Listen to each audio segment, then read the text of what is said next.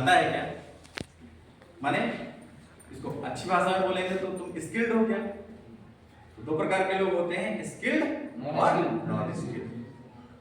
उसी काम को स्किल्ड करेगा तो उसको पे स्केल कैसा मिलेगा? अच्छा या बुरा? अच्छा। और उसी काम को अनस्किल्ड करेगा तो व्यक्ति आप ही हो। लेकिन चूंकि संस्थान के माध्यम से आपको स्किल्ड कर दिया गया, इसलिए आपकी वैल्यू बढ़ गई।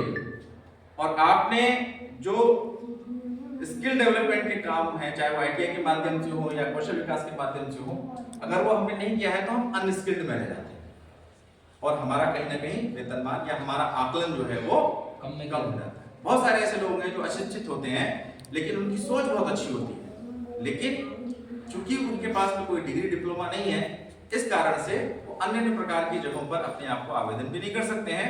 और उनका अगर पे स्केल की अगर हम बात करते हैं, क्योंकि सीधे सीधे रोजगार की जब हम बात करते हैं तो कहीं ना कहीं पीछे रह जाते हैं। और अंत में बात, आप सभी लोग यहाँ पर अपना जो कोर्स यहाँ पे अन्य अन्य सेक्टर्स में रहे होंगे वो आपने किए होंगे, निश्चित रूप से बहुत अच्छी मेहनत भी की होगी, संस्थान ने भी बहुत अच्छी मेहनत की होगी। और आज इसका जो अपना दीक्षांत समारोह है उसमें प्रमाण पत्र वगैरह आपको मिल जाएंगे।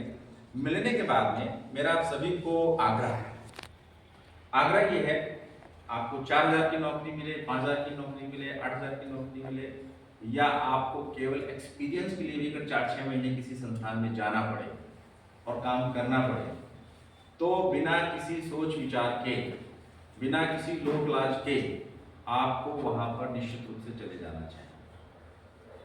जब आप 4 महीने 6 महीने किसी संस्थान में अपनी सेवाएं देकर के आएंगे और फिर अपना जब हम प्रोफेशनल लाइफ की बात करते हैं तो अंग्रेजी में रिज्यूम कहते हैं, रिज्यूम कहते हैं ना, सीवी भी कहते हैं। जब आप कहीं किसी संस्थान को देते हैं तो आप उसमें हाई स्कूल, इंटर जो कुछ किया है वो लिखते हैं, एकेडमी, और फिर एक ऑप्शन डालते हैं प्रोफेशनल का या वोकेशनल कोर्सेज का। तो ये आपके वोकेशनल कोर्सेज होते हैं। आपने हाई स्कूल, इंटर किया, उससे किसी संस्थान को कोई मतलब नहीं, लेकिन जो आपने वोकेशनल कोर्स लिखा है उससे उसको सबसे ज्यादा मतलब होता है। इसलिए तो आपने इलेक्ट्रीशियन है सर, इलेक्ट्रीशियन है, फिटर है ना। तो अब कहीं अगर आप किसी जॉब में डालते हैं, कहीं वैकेंसी थी इलेक्ट्रीशियन की और आपने हाई स्कूल, इंटर लिख करके छोड़ रखा है, प्रोफेशनल कोर्स में और आपने इलेक्ट्रीशियन डाल दिया है और फ्रॉम जो भी अपना संस्थान उसका नाम लिखा हुआ है उसमें आपने परसेंटेज लिख दिया है और फिर लास्ट में आपने लिखा है कि वर्क एक्सपीरियंस। तो वर्क एक्सपीरियंस लिखते ही सोने पे सुहागा हो जाएगा। वो संस्थान कहेगी कि इस व्यक्ति ने, इस बच्चे ने मेहनत की है, ये बाकी इन 10 बच्चों में से जिसने वर्क एक्सपीरियंस लिखा हुआ है उसको प्रायोरिटी पे लेते हुए वो पहले लेंगे। इसलिए प्रारंभ के 1 वर्ष 2 वर्ष जो भी अपने हैं, क्योंकि अभी आपकी कोई बहुत अधिक आयु नहीं है, जीवन में बहुत कुछ करने का आपके पास में समय है, 1 वर्ष 2 वर्ष 6 महीना जैसा भी लगता है, ऐसे जो भी संस्थाएं हमें मिलती हैं, चाहे वो पे करें या आपको एक्सपीरियंस के लिए कुछ समय के लिए रखती हैं, वहां पर आपको निश्चित रूप से जाकर के और अपना जो कौशल विकास यहाँ किया है उसको वास्तविक रूप से, जिसे हम प्रायोगिक बात करते हैं, प्रैक्टिकल वे में वो सारी बातें आपको वहां करने समझने को मिलेंगी, ताकि आने वाले समय में जब आप किसी बड़े संस्थान में जाएं, चाहे वो सरकारी में जाएं, अर्ध सरकारी या निजी किसी संस्थान में जाएं, तो आपको और अच्छे पैकेज में मिले।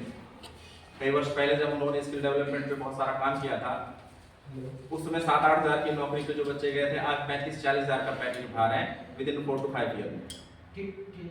तो कहने का अभिप्राय ये है कि आपको निरंतरता अपने अंदर बना करके रखनी है। कौशल विकास केवल किसी संस्थान में आकर के 3 महीने 4 महीने साल भर या 2 साल के जो कोर्सेज होते हैं उनको करने मात्र से ही नहीं आता है। हमें जीवन में अपने आप को कौशल बनाने के लिए हमारे बैठने की शैली कैसी है, हमारी चलने की शैली कैसी है, हम किस प्रकार से बात करते हैं, शब्दों का कैसा उपयोग करते हैं, ये सारी बातें हमारे अंदर जो होती हैं वो हमारे अंदर के कौशल को विकसित करती हैं। हमारी बात करने की शैली कैसी है, अगर हमारी बात करने की शैली ठीक नहीं है तो उस स्थिति में भी आपको बहुत ज्यादा एडवांटेज नहीं मिलता है। मेरे ख्याल से संस्थान में अगर एडिशनल कुछ वर्कआउट किया होगा तो कम्युनिकेशन स्किल हो गया, इस प्रकार की बहुत सारी जो बातें होती हैं शायद संस्थान के माध्यम से बताया होगा। अगर पाठ्यक्रम में नहीं होगा तो ये अब आपका विषय है कि हम किस प्रकार से अपने आप को समाज में प्रस्तुत करें, वो भी हमारा एक कौशल विकास है। विषय के अंतर्गत चाहे वो इलेक्ट्रीशियन, फिटर जो भी आपने किया है उसमें आपको विषय की जानकारी अच्छी हो सकती है, लेकिन उस विषय को प्रस्तुत करना भी आना चाहिए। उस प्रस्तुतिकरण का सबसे पहला तरीका क्या है कि मैं किस प्रकार से कम्युनिकेट करता हूं, बातचीत करता हूं लोगों के बीच में, किस प्रकार से अपने सीनियर या अपने बॉस के साथ में इंटरेक्शन करता हूं। तो निश्चित रूप से अगर आप लोगों ने इस विषय को समझा और आगे बढ़ाया तो मुझे लग रहा है कि आप लोग भविष्य में बहुत अच्छा काम करेंगे। इन्हीं सब बातों के साथ में मैं अपनी बातें पूरी करता हूं और शुभकामनाएं देता हूं कि आप लोग भविष्य में जिस प्रकार से संस्थान ने मेहनत किया है और आपने भी मेहनत करके आज प्रमाण पत्र आप लोगों को प्राप्त हो रहा है, और धनोपार्जन की जब हम बात करते हैं तो निश्चित रूप से आप लोग आगे बढ़ें और आप लोग आगे काम करें। अंत में एक लाइन और इसमें जोड़ दूं, चूंकि ग्रामीण परिवेश में हूँ और ग्राम विकास में ही अपना प्रमुख रूप से कार्य है, तो घर पे गैया भैया निश्चित रूप से होनी चाहिए, नंबर 1। नंबर 2, प्रयास ये करें कि हम विषय को समझ करके स्वरोजगार की व्यवस्था को ज्यादा बढ़ाएं। हर व्यक्ति चाहता है कि मैं सरकारी नौकरी में चला जाऊं। अगर आप डेटा एनालिसिस करेंगे तो 7% से भी कम नौकरियां आज सरकार में बची हुई हैं। इसीलिए बहुत सारे कौशल विकास के कार्यक्रम चल रहे हैं कि आप अपने आप को स्किल्ड करके स्वरोजगार, सेल्फ एम्प्लॉयड हो जाइए।